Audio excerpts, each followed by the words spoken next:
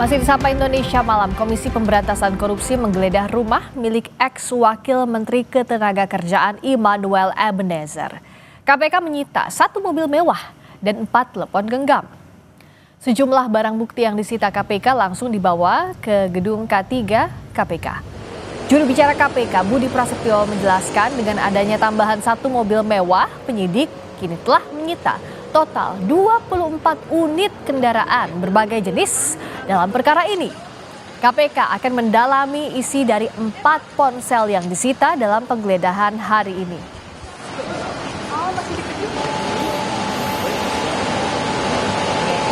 Tim melakukan penggeledahan di salah satu rumah di wilayah Pancoran, yaitu rumah saudara I.E.G. Ya. Dari penggeledahan itu, tim mengamankan sejumlah barang bukti elektronik dan juga aset dalam bentuk kendaraan bermotor roda 4. Dan hari ini juga langsung dibawa oleh penyidik ke K4. Ya, penyidik menemukan 4 handphone di plafon rumah yang bersangkutan. Nanti kami akan tanyakan tentunya ya dalam proses pemeriksaan apakah memang sengaja disembunyikan atau memang menaruh handphonenya di plafon. Sudah ada jurnalis Kompas TV Niko Anggriawan dan juru kamera Denny Yosua di Gedung Merah Putih KPK. Niko, barang bukti apa saja yang disita KPK saat menggeledah kediaman ex-Wamenaker Immanuel Ebenezer dan apa lagi yang ingin didalami oleh penyidik KPK dalam penggeledahan ini? Ya Radi, tadi dijelaskan juga ada 4 ponsel yang disita dalam penggeledahan KPK di rumah dinas ex-wakil Menteri Tenaga Kerja Immanuel Ebenezer dan juga 1 unit mobil Toyota Alphard berwarna hitam dari rumah dinasnya di kawasan Pancoran, Jakarta Selatan.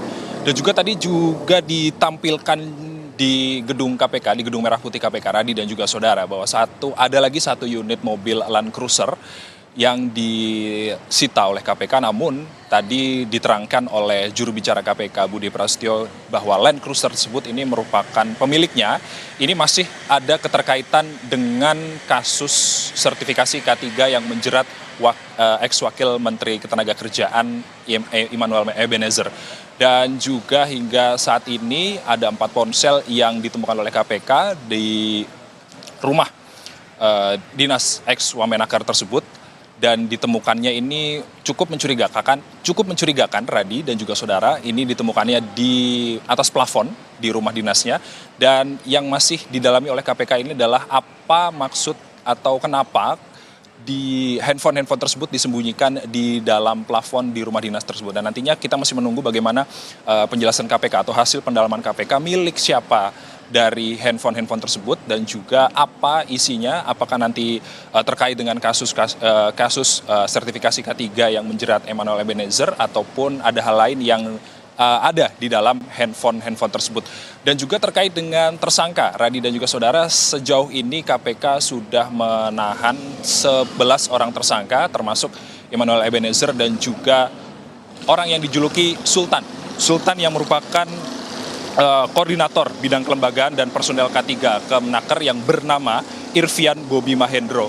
Dan juga belakangan diketahui ini ada 1 tersangka yang berinisial MM yang istrinya ini bekerja di KPK, Radi dan juga saudara. Tadi diterangkan juga oleh jubir KPK Budi Prasetyo bahwa KPK ini tidak memberikan toleransi, siapapun ini bisa dilakukan pemeriksaan di gedung KPK termasuk suami dari istri yang bekerja di KPK. Dan kedepannya KPK juga tidak menutup kemungkinan akan memeriksa Menteri Tenaga Kerja saat ini, yakni Yasirli, dan juga Menteri Tenaga Kerja era Presiden ke-7 Joko Widodo, yakni Ida Fauziah, terkait dengan kasus ini. Karena kasus ini berdasarkan keterangan dari Direktur Penyidikan KPK Asep Guntur Rahayu telah bergulir kasus pemerasan sertifikasi K3 ini telah bergulir sejak 2019 hingga 2024. Namun pemeriksaan dari Menaker Yasirli dan juga ex-Menaker Ida Fauziah ini tergantung kebutuhan dari penyidik KPK itu sendiri. Untuk sementara demikian, Radi. Oke, kalau begitu setelah ini, selain tadi yang Anda katakan soal Menteri Yasiri, Menteri Ketenagakerjaan dan ex-Menteri Ketenagakerjaan sebelumnya Ida Fauziah yang juga kemungkinan akan diperiksa oleh KPK. Dalam tahap penyidikan saat ini, dalam konteks penggeledahan tadi yang sudah dilakukan oleh KPK, apalagi yang akan didalami? Singkat saja, Niko.